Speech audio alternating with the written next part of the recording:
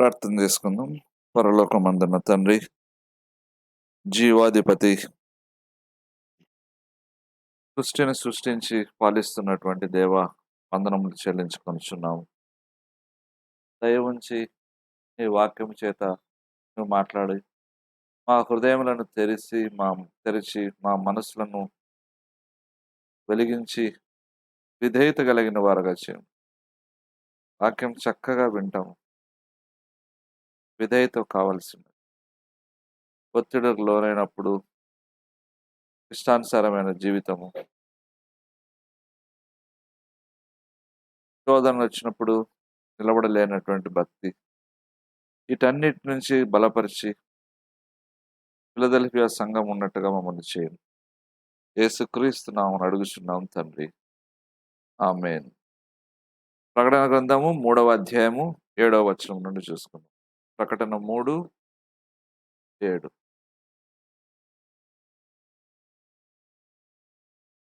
13వ వచనం వరకు చదువుతాను. ఫిలదెల్ఫియాలో ఉన్న సంఘపు దూతకి ఇలాగు రాయము: దావీదు తాళపు చెవి కలిగి సత్య స్వరూపియగు పరిశుద్ధుడు చెప్పు సంగతులేమనగా, ఈ క్రియలను నేను ఎరుగుదును. నీకున్న శక్తి కొంచెమై ఉండినను నీవు నా వాక్యమును గైకొని నా నామం ఎరుగను అనలేదు. ఇదిగో తలుపు నీ ఎదుట తీసి ఉంచి ఉన్నాను, దానిని ఎవడనూ వేయనేరడు. యూదులు కాకే తాము యూదులమని అబద్ధమాడు సాతాను సమాజపు వారిని రప్పించెదను. వారు వచ్చి నీ పాదముదుట పడి నమస్కారం చేసి, ఇదిగో నేను నిన్ను ప్రేమించునని తెలుసుకున్నట్లు చేసేదను. నీవు నా ఓర్పు విషయమైన వాక్యమును గైకొంటివి గనుక భూనివాసులను శోధించుటకు లోకమంతటి మీదకు రాబో శోధన కాలంలో నేనును నిన్ను కాపాడేదను. జయించు వానిని నా దేవుని ఆలయంలో ఒక స్తంభముగా చేసేదను. అందులో నుండి వాడు ఇక మీదట ఎన్నటికి వెలుపలికి పోడు. మరియు నా దేవుని పేరును, పరలోకంలో నా దేవుని యొద్ద నుండి దిగి వచ్చుచున్న నూతన యెరూషలేము నా దేవుని పట్టణపు పేరును, నా కొత్త పేరును వాని మీద వ్రాసెదను. సంగములతో ఆత్మ చెప్పుచున్న మాట చెవిగలవాడు వినుగాక. ఇంతకుముందు మిగతా సంఘాలు దాదాపు ఇది 6వ సంఘము. 5 సంఘాల గురించి మనం చూసాం. ఇది శ్రేష్టమైనటువంటి సంఘం, ఫిలదెల్ఫియా సంఘం. యేసు ప్రభు మొదట ఏం చెప్తున్నాడంటే, 7వ వచనం, ఫిలదెల్ఫియాలో ఉన్న సంఘపు దూతకి ఇలాగు రాయము: దావీదు తాళపు చెవి కలిగి ఎవడనూ వేయలేకుండా తీయువాడును, ఎవడనూ తీయలేకుండా వేయువాడును నాయన సత్య స్వరూపియగు పరిశుద్ధుడు చెప్పు సంగతులేమనగా. ఇంట్రొడక్షన్ ఇస్తున్నాడు దేవుడు. దావీదు తాళపు చెవి అన్నటువంటిది యెషయా గ్రంథం 22వ అధ్యాయము 22వ వచనానికి కోట్ చేస్తున్నది, రెఫరెన్స్గా చూపిస్తున్నది. 22:22 యెషయా. నేను దావీదు ఇంటి తాళపు అధికార భారమును అతని భుజం మీద ఉంచెదను. అతడు తీయగా ఎవడనూ మూయజాలడు, అతడు మూయగా ఎవడనూ తీయజాలడు. ఒకరోజు నేను చర్చిలో కూర్చొని బాగా ప్రార్థన చేస్తున్నా. నాకు పవర్ కావాలి, అధికారం కావాలి అంటున్నప్పుడు నేను యెషయా 22:22 అని నాకు గుర్తొస్తుంది. మాట్లాడుతున్నాను, నేను ప్రార్థనలో పలుకుతున్నాను. తెరిచి చూసా, ఇక్కడ ఉంది అధికార భారం అంటే ఎల్యాకీం అనేటువంటి వ్యక్తికి ఆ రాజ్య అంటే ఆ భారములు, అంతఃపుర భారములు ఇచ్చినట్టుగా ఉంది. అంటే అతడు ఈ రాజు తరపున పనిచేయుటకు అధికారం కలిగినటువంటి వాడని. తాళము చెవి అన్నటువంటిది అధికారమునకు సూచనగా ఉంటున్నది. ఇది దావీదు రా అంటే దావీదు రాజ్యం అంటే యేసుక్రీస్తు రాజ్యమే. రెండవ దావీదుగా యేసు ప్రభువుని చూపుతాడు. అంటే మెస్సయానిక్ రెఫరెన్స్ ఇది. మరి దావీదు తాళపు చెవి అన్నాడు. కీస్ అన్న దాని పదం మనం చూసినట్టయితే ఏమిటిది? నూతన నిబంధనలు అంతా కూడా తాళపు చెవులు అని చెప్పారంటే అది అధికారానికి, శక్తికి సూచన అయి ఉన్నది. ఆత్మ సంబంధంగా తీసుకుంది, లేకపోతే పరిపాలన పరంగా రాజ్య సంబంధంగా తీసుకుంటాం. మనం ఆత్మ సంబంధంగానే తీసుకుంటాం. లోపలికి పంపడానికి, బయటికి తీసుకురావడానికి మూయటానికి, తెరవటానికి. ఇక్కడ ఇదే విధంగా ఈ తాళము అన్నటువంటిది చాలా చోట్ల రెఫరెన్స్‌గా చెప్పబడింది. ఏమంటుందంటే ప్రకటన 1:18లో మరణం యొక్కయు, పాతాళ లోకం యొక్కయు తాళపు చెవులు నా స్వాధీనంలో ఉన్నవి. ఇవి మనకు ఆదరణ ఇస్తాయి. మరణం గురించి భయపడే వాళ్ళకి ఆదరణ ఇస్తాయి. మరణము దేవుని చేతిలో ఉంది. మనకు యాక్సిడెంట్ అవుతది. రోడ్ యాక్సిడెంట్ అవుతదేమో, మనకు క్యాన్సర్ వచ్చి చచ్చిపోతామేమో, ఈ భయాలు అవసరం లే. అందుకే ఈ పదాన్ని నొక్కి చెప్తున్నా నేను. మరణము, పాతాళము ఆ 2 తాళపు చెవులు నా దగ్గర ఉన్నాయిరా బాబు అని. ప్రకటన 20 అధ్యాయము 1 వచనంలో. 21 వచనం. మరియు పెద్ద సంకెలను చేత పట్టుకున్న అగాధం యొక్క తాళపు చెవి గల ఒక దేవదూత పరలోకం నుండి దిగివచ్చుట చూసి సాతానును బంధించడానికి అగాధం తాళపు చెవులు గూడా దేవుని దగ్గర ఉన్నాయి. మత్తయి 16:19లో యేసు ప్రభు పేతురుతో మాట్లాడతాడు. పరలోక రాజ్యం యొక్క తాళపు చెవులు. Kingdom of haven, Kingdom of God. యేసుక్రీస్తుకు నరకం, పాతాళం యొక్క తాళపు చెవులున్నాయి. పేతురు దగ్గర దేవుని రాజ్యం, పరలోక రాజ్యం యొక్క తాళం చెవులిచ్చాడు. అంటే అధికారం బంధించడానికి, విప్పడానికి అధికారం పేతురుకిచ్చాడు. ఆ ఎక్స్‌టెన్షన్ ఏందంటే తర్వాత సంఘానికి కూడా ఇచ్చాడు. మనకిచ్చాడని అర్థం. సంఘంలోకి అధికారం ఉంది.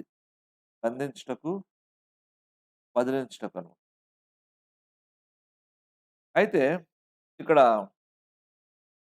పరలోక రాజ్యము అని చూసినట్టయితే మనుషులు రక్షణ పొందే విషయంలో ఇక్కడ అపోస్తల కార్యము 2వ అధ్యాయంలో ఇశ్రాయేలు విషయంలోను, అపోస్తల కార్యం 10వ అధ్యాయంలో అన్ని జనుల విషయంలోను చెప్పబడింది. అంటే దాని అర్థమేమి? బంధించుటకు, విప్పుటకు అంటే దాని అర్థమేమి? అధికారము చెలాయించడం. హీబ్రూలో దాని అర్థం అది. అధికారము చెలాయించడానికి. అది చెలాయించడం అంటే దాని అర్థం అధికారం కలిగి ఉండి దాన్ని వాడటానికి. ఈ సెన్స్‌లో ఆ మాట వాయబడింది. కాబట్టి యేసు ప్రభువుకేమో పాతాళ లోకం మీద అధికారము, పేతురుకేమో దేవుని రాజ్యం యొక్క, పరలోక రాజ్యం యొక్క అధికారము ఇవ్వబడింది. కొంతమంది అంటే అపోస్తల కార్యం 2వ అధ్యాయంలో ఇశ్రాయేలీయులకు అప్పుడు అది పరిశుద్ధాత్మ అభిషేకం వచ్చి, బాప్తిసం వచ్చి వాక్యం ప్రకటించడం జరుగుతుంది. అన్యజనులు రక్షణ పొందడానికి, దేవుని రాజ్యంలోకి ప్రవేశించడానికి పేతురు ద్వారా ఈ విధంగా జరిగింది అనేటువంటి విషయం చెప్తారు. అదే బైండింగ్ అండ్ లూజింగ్ అని. 8వ వచనం, నీ క్రియలను నేను ఎరుగుదును, నీకున్న శక్తి కొంచెమైనను నీవు నా వాక్యం గైకొని నా నామం ఎరుగను అనలేదు. ఇదిగో తలుపు నీ ఎదుట తీసి ఉంచి ఉన్నాను, దాన్ని ఎవడునూ వేయనేరడు. ఇక్కడ దేవుడు ప్రశంసిస్తూ ఉన్నాడు ఫిలదెల్ఫియా సంఘాన్ని. దాదాపు ప్రతి సంఘంతో నీ క్రియలు నేను ఎరుగుదును అంటున్నాడు. అంటే రక్షణ పొందిన తర్వాత మనం మంచి క్రియలు చేయాలి. చేసిన క్రియలను బట్టి నువ్వు లెక్క అప్పగించాలి. విశ్వాసాలకు సంబంధించింది. 2 కొరింథీ 5:10లో ఉంది. క్రీస్తు న్యాయపీఠం ఎదుట దేహంలో మనం జరిగించిన క్రియలు మంచివైనను సరే, చెడ్డవైనను సరే ఆయనకు లెక్క అప్పగించాలి. బాగా గుర్తుపెట్టుకోండి. రక్షణ పొందాను పరలోకానికి పోతాను అనుకుంటున్నావు. పరలోకానికి పోతావు. మరి రక్షణ పొందిన తర్వాత మంచి కార్యములు చేయాలి గదా! యాకోబు పత్రికలో ఆ మంచి కార్యములు ఏమిటి అన్నాడు. సహోదరుడికి ఆకలేస్తుంటే వానికి భక్తి చెప్పొద్దురా బాబు. వానికి కావాల్సింది ఇవ్వు. ఇది అర్థం కావడంలో విశ్వాసులకు చాలా సీరియస్ విషయం. తీర్పు తీర్చబడేది దేనిని బట్టి అనుకుంటున్నారు? విశ్వాసమును బట్టి గాదు. విశ్వాసం ద్వారా రక్షణ పొందిన తర్వాత చేసిన క్రియలను బట్టే తీర్పు. నరకానికి తీర్పు గాదది. నరకానికి వెళ్ళడానికి తీర్పు గాదు. మనకు దేవుడు ప్రతిఫలం, బహుమానం ఇవ్వడానికి తీర్పు. మరి మంచి క్రియలు జేయకుండా ఉంటున్న వాళ్ళు చాలా మందున్నారు విశ్వాసులు. తెలియడం లేదనమాట. తీర్పు క్రియలను బట్టే జరుగుతదన్న విషయం తెలీదు గాబట్టే, నీ డబ్బును నువ్వు పంచుకోవాల్సుంటది. నీ సమయమును నువ్వు పంచుకోవాల్సుంటది. నీ శక్తిని నువ్వు పంచుకోవాల్సుంటది. ఇతరులు శ్రమలో ఉన్నప్పుడు వెళ్లి సహాయపడవలసి ఉంటుంది ఏదో ఒక రీతిగా. ఇవన్నీ క్రియలు. చక్కగా చెప్తాడు మత్తయి సువార్తలో 24, 25 అధ్యాయాలు చూస్తే చెరసాల్లో ఉంటే మీరొచ్చారు. దిగంబరగుంటే బట్టలిచ్చారు. తర్వాత ఆకలేస్తే నాకు భోజనం పెట్టారు. నేను రోగినై ఉంటే నన్ను చూడవచ్చుతారు. మేమెప్పుడు జేశామంటే, మిక్కిలి అల్పులైన నా ఈ సహోదరులకు మీరు చేశారు. ఎవరు ఆ సహోదరులంటే యూదులు. ఇది యాక్చువల్‌గా కమల కాలంలో యూదులను దగ్గరికి చేర్చుకున్నటువంటి ఇశ్రాయేల్ గురించి చెప్పబడిన మాట. మనకు గూడా అప్లై అవుతాయి. మనం ఇంత త్యాగం జేస్తున్నామా? ఎంతసేపు మన సుఖము, మన సౌఖ్యము, మన డబ్బు, మన ఎంజాయ్‌మెంటు, మన పిల్లలు ఇదే గదా! మరి ఆలోచించు తీర్పు ఎలా జరుగుతదో. అయితే సంఘంలో యొక్క క్రియలేమిటి? ప్రతి సంఘంతో నీ క్రియలు నేను ఎరుగుదును అంటున్నాడు. మరి what are the works of these churches? ఈ పదము ఈ క్రియలనేటువంటి పదము నూతన నిబంధనలో అంటే గ్రీక్ పదం అది వద్దులెండి. ఈ మానవ క్రియలు గావచ్చు, దైవ క్రియలు గావచ్చు. ఒక విధంగా చెప్పాలంటే ఒక మనిషి యొక్క ఫలము అనవచ్చు. దేవుని నమ్ముకున్నందుకు ఫ్రూట్ విశ్వాసము, క్రియలు కదా! దాని సెన్స్‌లో ఇది వాడబడుతుందనమాట. అంటే అర్థమేమి? ఒక క్రైస్తవ జీవితంలో రక్షణ పొందిన తర్వాత వాడు చేసేటువంటి క్రియల యొక్క ప్రాముఖ్యతను గురించి చెప్పబడుతుంది. రక్షణ పొందానులే అని చేతులు ముడుచుకుంటున్నావా? కుదరదే. ఇంట్లో సహాయం చేస్తావా పనులు చేయడానికి? కష్టంలో ఉన్న వారికి ఆదుకుంటావా? వారి మీద జాలి ఉందా? వెళ్లి సహాయపడదామన్న మనసుందా? ఇదే రక్షణ పొందావు గాబట్టి, క్రీస్తు మనసు, పరిశుద్ధాత్మ కలిగున్నావు గాబట్టి, మంచి క్రియలు జరగాలి. వాటి విషయంలో మాట్లాడుతూ ఉన్నాడనమాట. ఇక్కడ ప్రకటన 2వ అధ్యాయంలో ఎఫెసు సంఘంతో చెప్తాడు. నీ క్రియలను నేను ఎరుగుదును అని. 3వ అధ్యాయంలో సార్దీసు సంఘంతో చెప్తాడు. నీ క్రియలను నేను ఎరుగుదును. ఏమి జీవించున్నావు గాని మృతుడవే అని. తర్వాత 3వ అధ్యాయం లవొదికయ సంఘంలో చెప్తాడు. నీ క్రియలు నేను ఎరుగుదును. నువ్వు చల్లగా లేవు, వెచ్చగా లేవు. చూడండి వాళ్ళ క్రియలు ఎలాగో నేను చెప్తున్నాడు. ఎఫెసీ సంఘంలో. ఎఫెసీ సంఘం క్రియలు ఏం చేసిందంటే రక్షణ పొందిన తర్వాత దుష్టులను సహించలేదు. పరీక్షించింది మనుషులను. అబద్ధికులను కనుగొంది. వారికి దూరం ఉన్నది. ఇవి క్రియలు నీకున్నాయా? వారితో సహవాసం చేయి. రాజీ పడుతున్నావా భయపడి? చెప్పడానికి భయమేస్తుంది. సార్దీ సంఘం ఏముంది? క్రైస్తవులే అంత ఉండేది. కానీ చచ్చిన క్రైస్తవులు. ఇది క్రియలు. దేవుడిని నమ్ముకున్న తర్వాత చచ్చిన అంటే ప్రతిదానికి రాజీ పడుతూ లోక సాంప్రదాయాలు, పద్ధతులతో చాలా మందికి తెలియటంలే. ఇళ్ళలోకి దయ్యాలు ఆహ్వానించుకుంటారు. ఎంతమందితో మాట్లాడి డీల్ చేస్తుంటే అన్నీ వాళ్ళు చేసినటువంటి అన్య సంబంధ క్రియలను బట్టి సాతాను వారి మీదకి అధికారం కలిగి ఉన్నాడు. విశ్వాసులే కానీ దయ్యములు పట్టినాయి. దయ్యములు దాడి చేస్తున్నాయి. కారణం ఏమిటి? మన గృహాల్లో అవి వచ్చి మనల్ని చిన్నాభిన్నం చేయడానికి పాపం మనము ఉపేక్షిస్తాం. ప్రతిదినం ఒప్పుకొని క్లెన్స్ చేసుకోవాలి మనకు తెలిసిన వాటన్నిటి విషయం. అప్పుడు సాతానుకు మనకు పట్టుండదు. లవదీక సంఘంలో ఏముంది? క్రియలు నేను ఎరుగుదును. నువ్వు చల్లగా, నుచ్చగాని లేవు. నువ్వు భక్తిగా లేవు. భక్తిహీనులుగా లేవు. సగం ఒక కాలటు, ఒక కాలిటు. ఆదివారం చర్చికి, సోమవారం లోకంలోకి. అది చెప్తున్నాడు. ఇది క్రియలు. "అరే బాబు! మీవన్నీ నేను జూస్తున్నా. పాస్టర్లు చూడడంలే, నేను చూడడం లేదు. కానీ నేను జూస్తున్నా" అని దేవుడు అంటున్నాడన్నమాట. కాబట్టి ఫిలదెల్ఫియా సంఘం, నీ క్రియలు నేను ఎరుగుదును.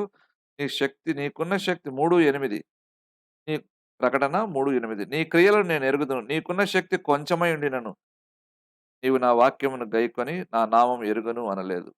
ఇదిగో తలుపుని ఎదుట తీసి ఉంచిన దాన్ని ఎవడును వేయలేడు. అంటే కొంచెం శక్తి చాలనమాట వాక్యానుసారంగా అర్థమైందా? పాస్టర్స్ మాత్రమే భక్తిగా ఉండాలి. పాస్టర్స్‌కి రైట్ హ్యాండ్, లెఫ్ట్ హ్యాండ్ ఉన్నవాళ్ళు మాత్రమే భక్తి ఉండాలి. కాదు. విశ్వాసమైన నీకు కూడా కొంచెం శక్తి ఉంటే శోధనను జయిస్తావు.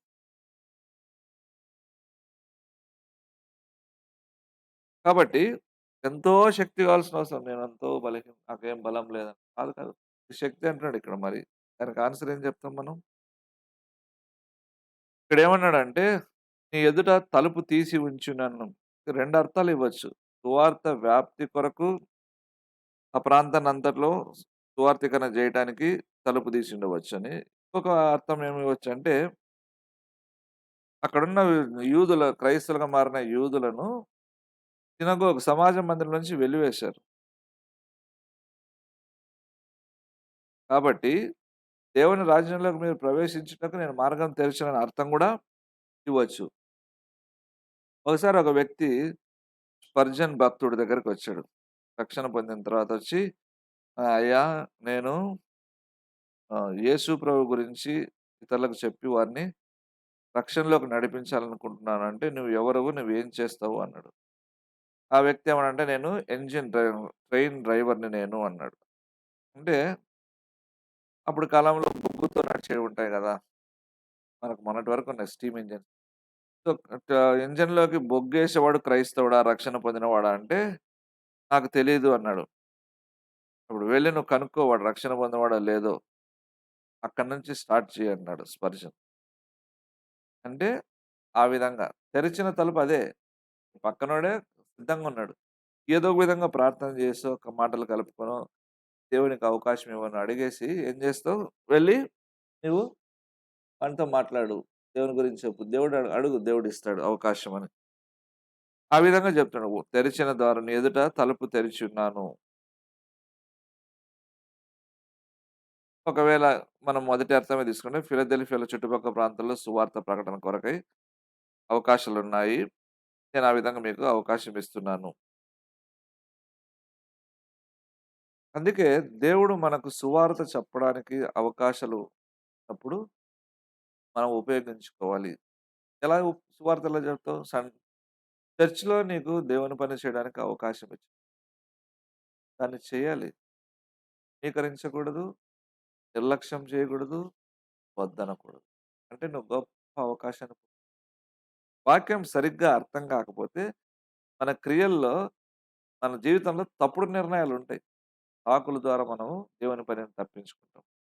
లెక్క అప్పగించాల్సుంటది. దానికి ఎవరేం చేయగలరు? మూడవ అధ్యాయము 9వ వచనం. యూదులు కాకయే తాము యూదులమని అబద్ధమాడు సాతాను సమాజపు వారిని రప్పించెదను. వారు వచ్చి నీ పాదం ఎదుట పడి నమస్కారం చేసి, ఇదిగో నేను నిన్ను ప్రేమించుతున్నానని తెలుసుకున్నట్లు చేసేదను. 9వ వచనం. ఇక్కడేమంటున్నాడు? సాతాను సమాజం అంట. రెండవ అధ్యాయము 8, 9 వచనాలు ఇది చూస్తుంది. పూర్ణ సంఘంతో అంటున్నాడు. రెండవ అధ్యాయము 8, 9లో సాతాను సమాజపు వారి వలన నీకు కలుగు దూషణ నేను ఎరుగుదును. ఎవరు వీళ్ళు? యూదులే వీరు. శారీరకంగా యూదులు వీరు. అయితే ఆత్మ సంబంధంగా కాదు.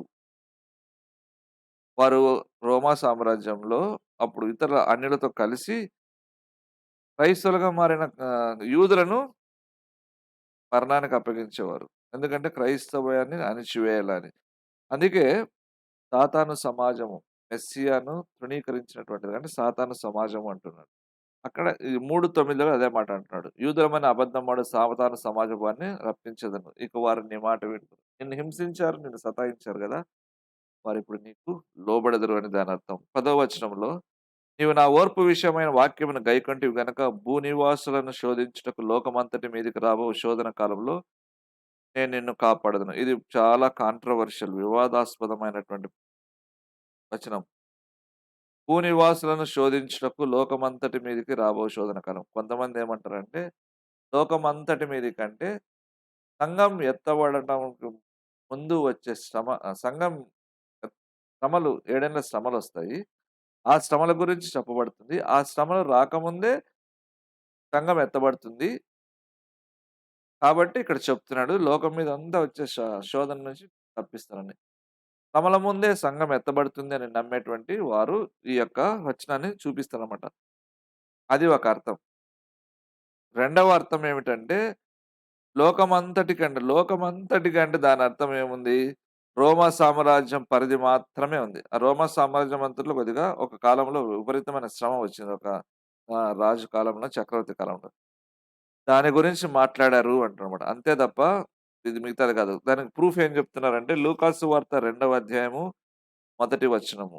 లూక్ 2:1 ఆ దినములో సర్వలోకమునకు ప్రజా సంఖ్య వ్రాయవలెనని కైసరు ఔగుస్తు వలన ఆజ్ఞాయను. సర్వలోకము అంటే కైసరు ఔగుస్తు ఉన్న ప్రాంతం ఆయన కిందున్న ప్రాంతం మాత్రమే. ప్రపంచమంతా కాదు. యేసు ప్రభు తల్లిదండ్రులు గూడా సంఖ్యలో నమోదు చేయించుకోవడానికి ప్రజా సంఖ్యలో నమోదు చేయించడానికి వెళ్లారు. ఒక ఒక భాగాన్ని మాత్రమే వాళ్ళు సర్వలోకమునకు అని చెప్తున్నారని అది ప్రూఫ్ లాగిస్తున్నారు. కాబట్టి అదైనా గావచ్చు, ఇదైనా గావచ్చని పండితుల యొక్క అభిప్రాయం.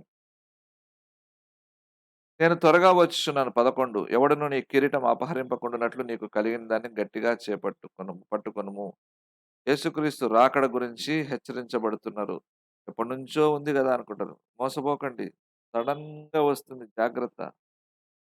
కిరీటం అంటే అది ఏదో గాదు గానీ ఒక బహుమానంలాగా తర్వాత చూద్దాం కిరీటాల గురించి. 3 అధ్యాయం 12 వచనం.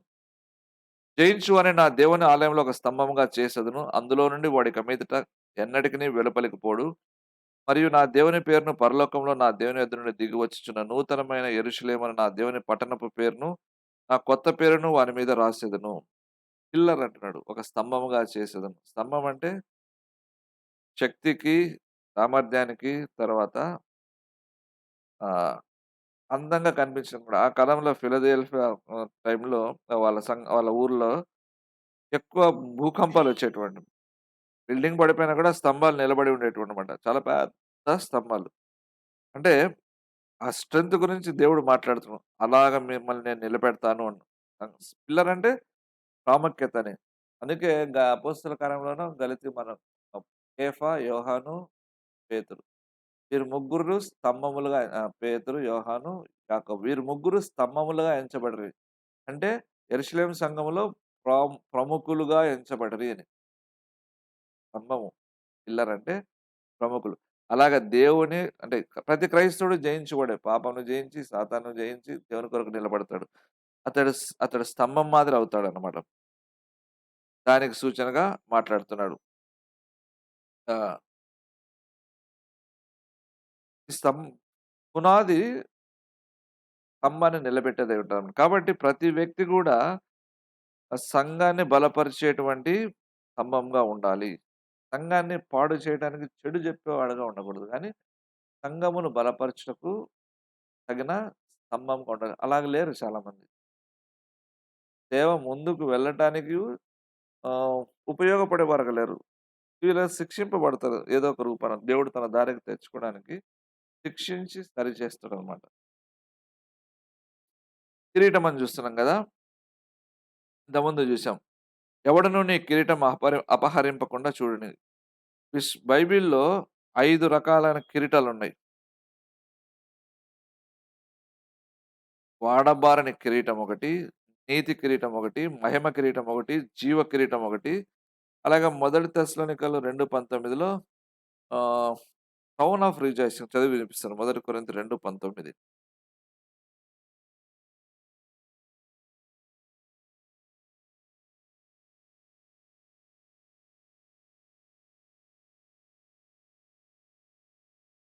అతిశయ కిరీటము.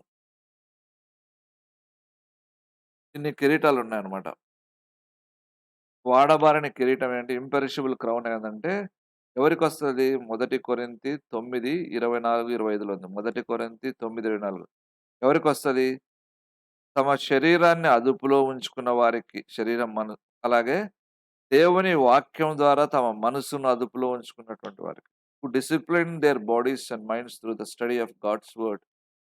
శరీరము, మనసును దేవుని వాక్యము ధ్యానించడం ద్వారా అదుపులో పెట్టుకున్న వాళ్ళకు వాడబారిన కిరీటం. అతిశయ కిరీటం ఎవరిస్తది? మహిమ కిరీటమో, అతిశయ కిరీటమో లేకపోతే ఆనంద కిరీటమో ఎవరికొస్తది? నాకొస్తది. ఎందుకు తెలుసా? యేసుక్రీస్తు యొద్దకు ఎవరైతే నడిపిస్తారో వాళ్ళకొస్తది. మీరు నడిపించుంటే మీకు గూడా ఇస్తాడు. Crown of rejoicing. నీతి కిరీటం ఎవరికొస్తది? దేవుని కొరకు ఎదురు చూస్తూ కోరిక కలిగి ఆహ్, ఆసక్తి ఉంటారో వాళ్ళకి నీతి కిరీటం. అది అందరికి వచ్చినట్టే ఇది. అంటే విశ్వాసులందరూ దేవుని రాకడ కొరకు రాకడ కొరకు కనిపెట్టి ఉంటారు. ఎందుకు చెప్తున్నానంటే, నువ్వు దేవుని రాకడ కొరకు కనిపెట్టున్నావంటే, నీ ఆరోగ్యము, నీ డబ్బు, నీ సుఖము, నీ శక్తి, నీ సమయము దేన్ని లెక్క చేయవు. అన్నీ కూడా దేవుని రాజ్యం కట్టడానికి ఉపయోగిస్తావు. కాబట్టి నీతి కిరీటం కూడా అందరికి వచ్చే అవకాశాలు లేవు. మహిమ కిరీటం ఇది ఎవరికొస్తది? దేవుని పిల్లలను నమ్మకంగా నడిపిస్తున్న కాపరులకొచ్చేటువంటిది. పాస్టర్స్, పెద్దలు, క్రిస్టియన్ లీడర్స్ వీళ్ళకిస్తారనమాట. ఏది? మహిమ కిరీటం. షెపర్డింగ్ గాడ్స్ పీపుల్ ఫెయిత్ఫుల్లీ. చాలా సార్లు భయమేస్తుంటది నాకు సరిగ్గా నడిపిస్తున్నామా లేదా? అందుకే పాస్టర్‌లని చాలా మంది ద్వేషిస్తారు. ఎందుకు మిమ్మల్ని అన్యాచారాలు, తప్పుడు పద్ధతులు చేసినప్పుడు గద్దిస్తాము, హెచ్చరిస్తాం తెలుసా? మహిమ కిరీటం గావాలి. పెట్టింది అందుకు. దానికి కోపమొస్తది. దానికి విమర్శిస్తారు. తప్పిపోతారు. కాబట్టి కాపరి పని ఏంటంటే నమ్మకంగా చేయాల్సింది. మహిమ కిరీటం ఉంది కాబట్టి. జీవ కిరీటం ఉంది. శ్రమలు, కష్టాలు, శోధనలు ఎదుర్కొని హతసాక్షులయ్యేంత పరిస్థితి గూడా తెచ్చుకున్నటువంటి వారికి మాత్రమే జీవ కిరీటం. మనకు లేదు. మనం ఏమి శ్రమలున్నాయి, ఏమి శోధనలున్నాయి, ఏమి లేవు. అన్ని ఫ్యాన్‌లాడుతుంటాయి. చల్లగుంటే వస్తాము, వెచ్చగుంటే రాము. కాబట్టి ఈ జీవ కిరీటం మనకు కాదనుకుని నేననుకుంటున్నాను. పగడాల ప్రవీణ్‌కది. మార్tyrdom హతసాక్షి అయ్యాడాయన. కాబట్టి దీని గురించి మాట్లాడుతున్నాడు. "అరె! నువ్వు నమ్మకంగా ఉన్నట్టయితే నేను త్వరగా వస్తాను. నీ కిరీటం అపహరింక నీకురా." కిరీటం అపహరించి ఎవరు అపహరిస్తారు? అదేమి బంగారు దండ పెట్టుకుంటే ఎవడో ఎత్తుకోవడానికి. నీకు నువ్వే నాకు నేనే కిరీటాన్ని పోగొట్టుకోవచ్చు. మన జీవిత విధానాన్ని బట్టి. కాబట్టి ఫిలదెల్ఫియా సంఘం శక్తి కొంచెమే. కానీ దేవుని నామాన్ని ఒప్పుకొనింది. వాక్యాన్ని గైకొనింది. ఇప్పుడు మనకి ఏ సాకులు కూడా లేవు.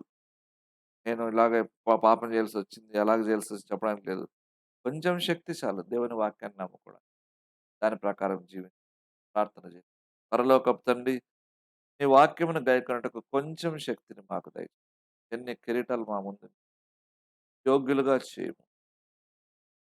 మా అంతట మేమే కిరీటమును తండ్రి పోగొట్టుకుంటాం. కన్నులు తెరవవా? మందబుద్ధిని తీసివేయవా? కఠిన హృదయమును మెత్తనపరచవా? ఏమీ జరగదులే అన్న జీవిత విధానాన్ని మార్చివేయవా? యేసుక్రీస్తు నామమున ప్రార్థిస్తున్నాను తండ్రి. ఆమేన్. తండ్రి, కుమార, పరిశుద్ధాత్మ యొక్క సహవాసం మనకు తోడుండి మనలను నమ్మకమైనటువంటి విశ్వాసులుగా ఫిలదెల్ఫియా సంఘస్థుల మాదిరిగా ఆమేన్.